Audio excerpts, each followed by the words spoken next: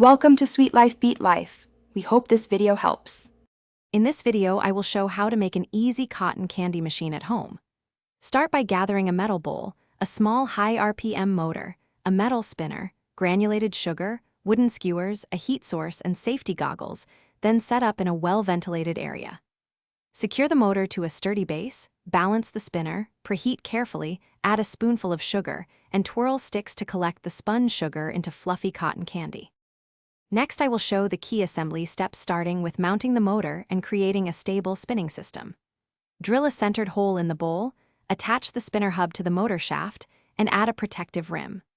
Wire the motor to a low-voltage switch, test rotation without sugar, adjust balance until wobble is minimal, and practice one trial run with a teaspoon of sugar to confirm even spinning and safe heat levels.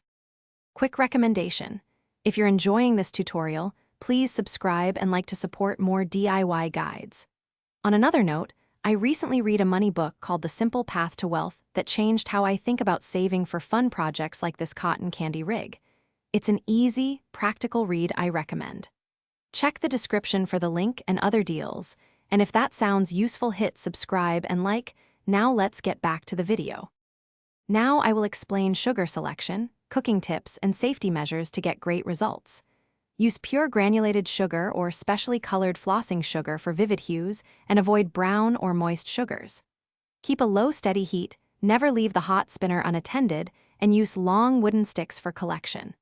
Wear eye protection and gloves, keep children at a safe distance, and practice patience while perfecting your twirling motion. Thanks for watching. Consider subscribing if we helped you.